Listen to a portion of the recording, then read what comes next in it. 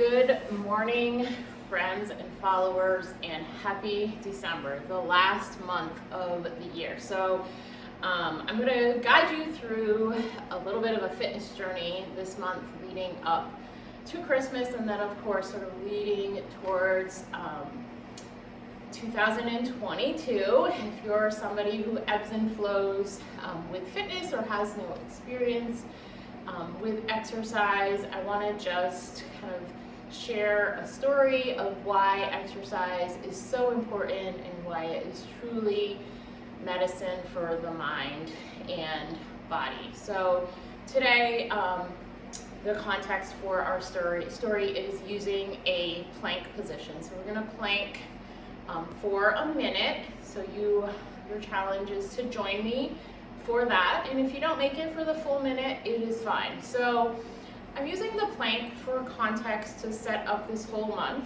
because as we walk through the month, I want to talk to you about the importance of strength training and why I believe that the most return on our investment of time and also money if you join a gym or hire a personal trainer, or sign up for some sort of online programming to get your exercise fed to you.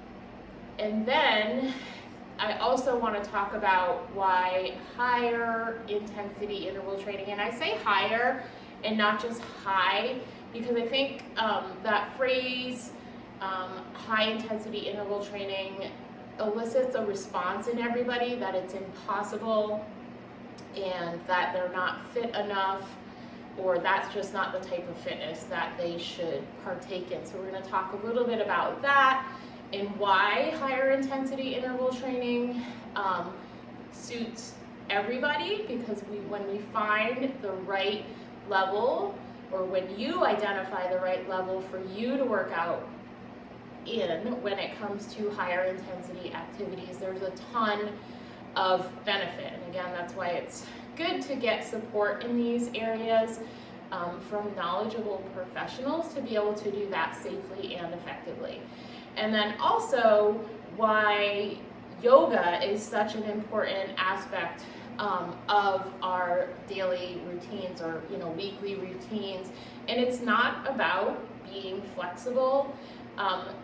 It's about more than that, and it plays in really well with the higher intensity intervals, but also with the strength training. So all of them are a really nice, complete package. And so I want to start with the plank, because the plank can cross over really nicely into all three of those modes of exercise. And the great thing about the plank is that when it's done well, it's really engaging the whole entire body. Okay, so we're stabilizing and we're strengthening, and then when we're done, we feel great because we have made it. And in this context, we're gonna go for a minute. And again, I'm going to give you some options as you go. So if you're getting tired, you can either rest or take sort of a different option of the exercise. And the key takeaway from today and from this whole month of journey that we will do leading up to Christmas is to help you understand that you really can do anything.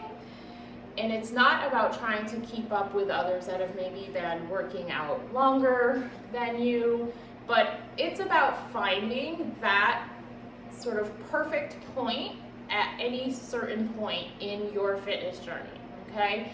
I think a lot of people's images of exercise is that it has to be super hard and complicated to be beneficial, and I'm telling you that is like the furthest thing from the truth. Yes, we want to have some challenge and we want to have some overload, but that does not mean doing the most impossible, hardest, difficult, complicated movement, pose, and getting the heart rate above its maximal level, okay? So there's a place for everybody to challenge themselves, and we scale exercises for all of those levels. So let's go ahead and get into the plank position. So you can either be down on the floor, but if being on the floor it does not suit you, you can do this against a bench, a table, and even a wall. So find that area that suits you. If you're on the floor, we can do this from our toes or from our knees, okay? So pick what you're gonna do. I want us to do it on our forearms, unless you're up against a countertop or a wall, you can do it on your hands. But I'm gonna talk about why I like the forearms a little bit better, and that's just about self-preservation of different parts of the body. So come on ahead and join me. I'm starting the timer now. So forearms flat on the floor, palms down, spread the fingers out. Your feet can be, let's say for today that we're doing hip distance apart, and again if you're up against another surface, then you're on your hands. I like the forearms because typically it's going to be a little bit more comfortable on the shoulders. If you have issues in the shoulders, it's going to feel better. And if you have issues in the wrists, it's also going to feel better to be here. Shoulders away from the ears, the neck is a space. Slide the shoulder blades down the back and a little bit towards the spine so the back is straight. Tighten the abs, pulling up from the bottom, down from the top, in from the sides. Squeeze the glutes and engage your quads. So notice my back is straight.